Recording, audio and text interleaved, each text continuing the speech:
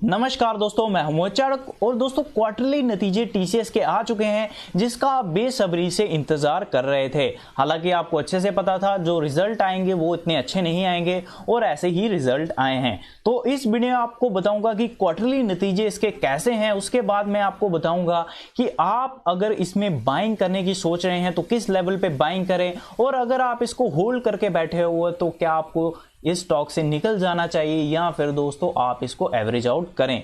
तो दोस्तों पहले मैं इसके क्वार्टरली नतीजे जो है वो आपको दिखा देता हूं। The countries largest IT service provider Tata consultancy services TCS on April 16 reported a consolidated profit at Rs 8,049 crore, registering a 0.85% decline compared to the previous quarter. तो दोस्तों आप इसके क्वार्टरली नतीजे जो है वो देख सकते हैं, लगभग 0.85% का डिक्लाइन है अगर आप कंपैरिजन करोगे इसके प्रीवियस क्वार्टर के साथ।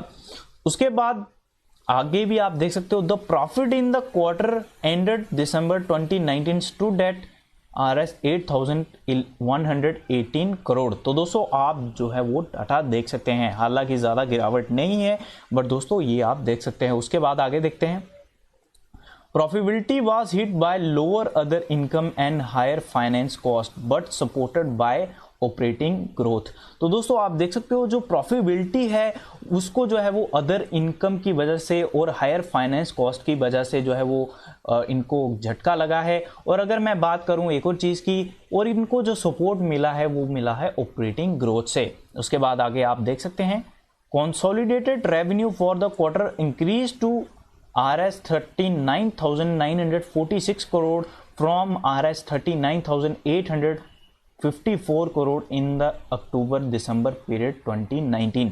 तो दोस्तों ये डाटा आप देख सकते हैं। अगर मैं बात करूं कंसोलिडेटेड रेवेन्यू की तो इसमें आप जंप जो है वो देख सकते हैं। पहले की अगर मैं बात करूं तो 39,854 करोड़ था और अभी आप देख सकते हो 39,946 करोड़ है। एक और चीज जो है आपको नोटिस करनी चाहिए कि लॉकडाउन तो हुआ है बट रिजल्ट जो है वो इतने ज्यादा गिरे क्यों नहीं है।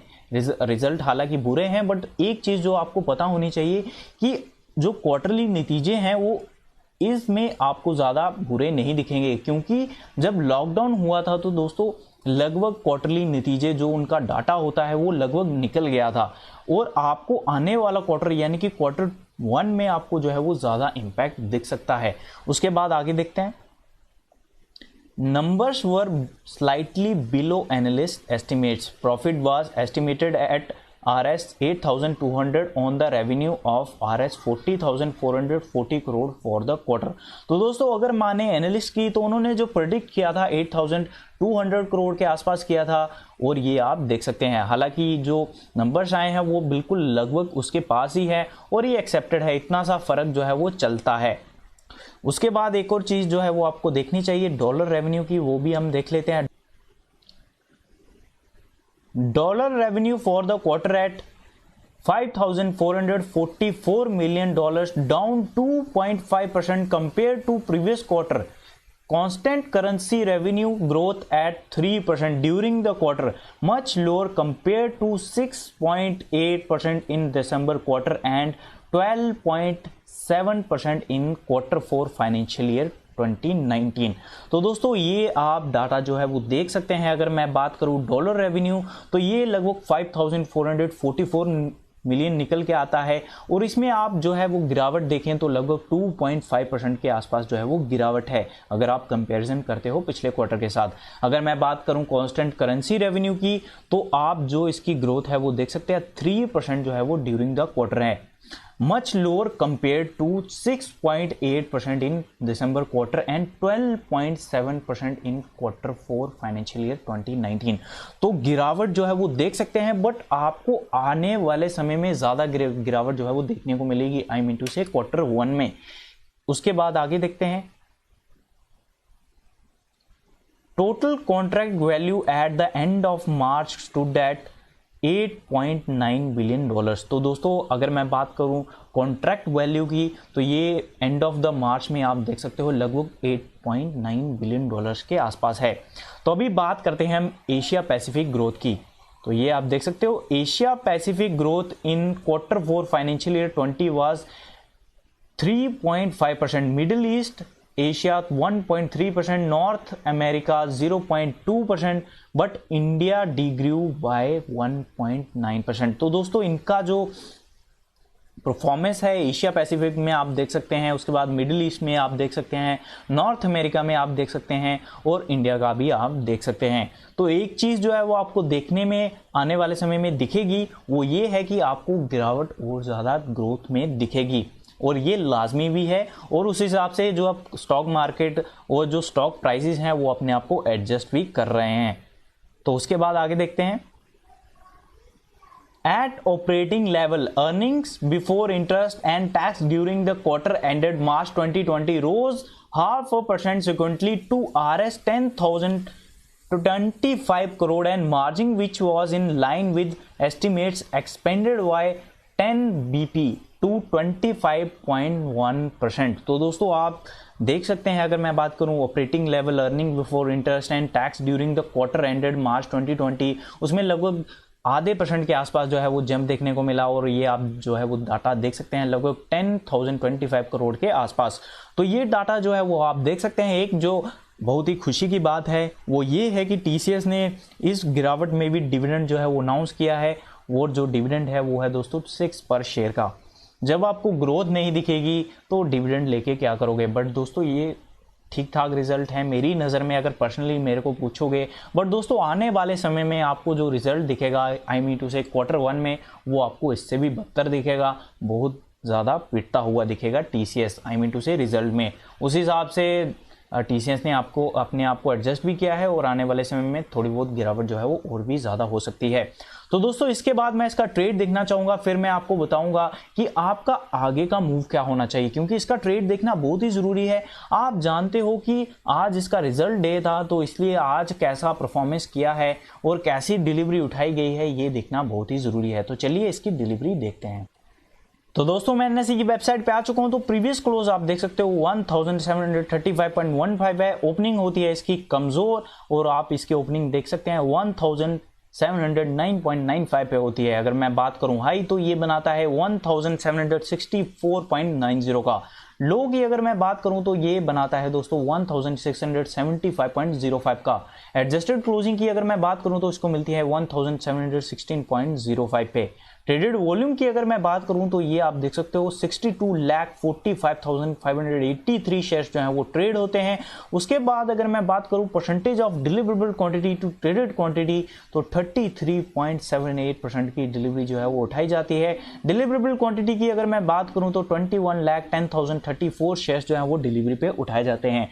डिलीवरी जो है वो ठीक ठाक है। उसके बाद अभी बात करते हैं इसके 52 वीक लो की। तो ये इसने बनाया है 13 मार्च 2020 को 1506.05 का। अगर मैं बात करूं 52 वीक हाई तो इसने बनाया था 3 सितंबर 2019 को 2296.20 का। तो अभी बात करते हैं कि क्या ये शेयर और ज़्यादा पिट सकता है कि नहीं। तो दोस्तों डेफिनेटली पिट सकता है, इसमें कोई दो राय नहीं है। जिस तरह की कंडीशन में हम खड़े हैं, जिस तरह की सिचुएशन में हम खड़े हैं, उसमें ये प्रेडिक्ट करना कि यहाँ से स्टॉक 5,000 चला जाएगा या फिर 200,000 चला जाएगा या 2,000 चला जाएगा, ये प्रेडिक्ट करना बहुत ही मुश्किल है, और ये मेरे लेवल से बाहर है। अगर कोई प्रेडिक्ट कर सकता है तो अच्छी बात है, बट दोस्तों मैं प्रेडिक्ट बिल्कुल भी नहीं कर सकता, और इस लायक मैं बिल्कुल भी नहीं हूँ। एक चीज़ जो मैं आपको बता सकता हूँ कि यहाँ से गिरावट जो है वो आपको देखने को मिल सकती है, और अपना 52 वीक लो ये स्टॉक जो है वो फिर से टेस्ट करता हुआ दिख सकता है। इसमें कोई दो राय नहीं है। आपको मार्केट में हमेशा अपने आप को प्रिपेयर रखना है किसी भी कंडीशन के लिए। तो अभी बात करते हैं, अगर आप इसमें बाय करने की सोच रहे हैं तो दोस्तों क्वालिटी स्टॉक है, इसमें कोई दो राय नहीं है। दिग्गज आईटी सेक्टर है, इसमें कोई प्रॉब्लम नहीं है। आप जो है वो इन्वेस्ट करिए, बिल्कुल करिए, बट एक बात ध्यान रखिए, अगर आपके पास 1 लाख रुपया है तो लमसम अमाउंट मत लगाइए। कभी 5,000 लगाइए, कभी 2,000 लगाइए, कभी 10,000 लगाइए। इस हिसाब से अपना पैसा लगाइए, चाहे वो कोई भी स्टॉक हो, बट मैं आपको सजेस्ट करूंगा क्वालिटी स्टॉक में ही अपना पैसा लगाएं। उसके बाद अभी बात करते हैं जो ये स्टॉक लेके बैठे हुए हैं। तो दोस्तों आप इसको एवरेज आउट कर सकते हैं, इसमें कोई दो राय नहीं है। आपने जब स्टॉक लिया था, मैं नहीं जानता कि आपने क्या सोच के लिया था, बट आई होप कि आपने यही सोचा होगा कि स्टॉक को मैं कम से कम 5 साल होल्ड करूंगा। तो दोस्तों आपने कितना समय अभी तक इसको होल्ड करे हुआ है वो मैं नहीं जानता, बट अभी भी अगर आप पैनिक कर रहे हो तो आप इन्वेस्टर नहीं हो सकते, आप एक स्पेकुलेटर हैं। तो तो आपको डरना नहीं है। अगर आप एक इन्वेस्टर हैं, इन्वेस्टर के नज़रिए से सोचिए, 5 साल बाद अगर ये स्टॉक पिटेगा वो अलग बात है, बट ऐसा होना आप खुद भी जानते हैं पॉसिबल नहीं है। तो इसलिए इसको स्लोली एक्युमुलेट करें और आहिस्ता आहिस्ता अपना पैसा लगाएं। इसमें आपको ज़्यादा डरने की ज़रूरत नहीं है। मैक्सिमम टाइम जो है वो आपने देखा होगा, जब डॉलर के प्राइसेस जो है वो बढ़ते हैं तो ऐसी कंपनियां जो है वो अच्छा खासा पैसा कमाती हैं। बट दोस्तों, कोई भी चीज़ हद से ज़्यादा बढ़े वो अच्छी नहीं होती है, वो हमेशा जो है वो बुरी ही खबर हो तभी ऐसा कुछ होता है। डॉलर का प्राइस बढ़ रहा है तो हमारे लिए बुरी खबर होती है, इसमें कोई दो राय नहीं है। क्रूड ऑयल अगर ज़्यादा गिरता है तो हमारे लिए प्रॉफिट होता है। बट दोस्तों, इस कंडीशन में हम खड़े हैं, ऐसी कंडीशन में यहाँ पे अगर ज़्यादा भी गिर रहा है तो उसके पीछे वजह है, क्योंकि आप जानते हो वो सब कुछ ठप है, बहुत कम जो है वो ऑयल इस्तेमाल किया जा रहा है। तो डेफिनेटली ये चीज़ें जो है वो आपको ध्यान में रखनी चाहिए। और अगर कोई स्टॉक जिसका बिजनेस चल रहा नहीं है और उसके बावजूद भी वो स्टॉक बढ़ रहा है, फॉर एग्जांपल PVR, तो इसमें आपको ज़्यादा हैरान होने की ज़रूरत नहीं है, या फिर आपको जो है वो ज़्यादा खुश होने की ज़रूरत नहीं है कि मैंने 1000 के आसपास लिया था, मेरे को प्रॉफिट हो गया। तो दोस्तों, आप प्रॉफिट बुक करिए, आपको वो फिर से पिटते हुए दिख सकते हैं। स्टॉक मार्केट में एकदम से डाउनफॉल नहीं आता है। अगर कोई स्टॉक 2000 से 1000 तक आया है तो वो फिर से 500 नहीं चला जाएगा, वो 1000 से 1500 हो जाएगा, 1200 हो जाएगा, फिर जाके वो फिर से स्टॉक जो है वो करेक्शन दिखाएगा। तो ये मार्केट का एक दस्तूर होता है, ये उसकी चाल होती है और इसी तरह वो परफॉर्म करता है। ये नहीं है कि महीने में ही सारा स्टॉक जो है वो आपको गिरावट दिखा देगा। अप डाउन से ही मार्केट चलता है। और अगर कोई बड़ी बड़ी कंपनियां जो है वो किसी स्टॉक में पैसा लगाती हो तो वो डेफिनेटली आपको मूव दिखाएगा ही दिखाएगा। तो इन बातों को आपको ध्यान रखना है। और इसके रिजल्ट जो है वो मेरे को बुरे ज़्यादा नहीं लगे हैं, बट आने वाले समय में यानी कि Q1 में आपको इसके नतीजे जो हैं वो इससे बदतर दिख सकते हैं। तो वीडियो अच्छी लगे लाइक और सब्सक्राइब ज़रूर करें।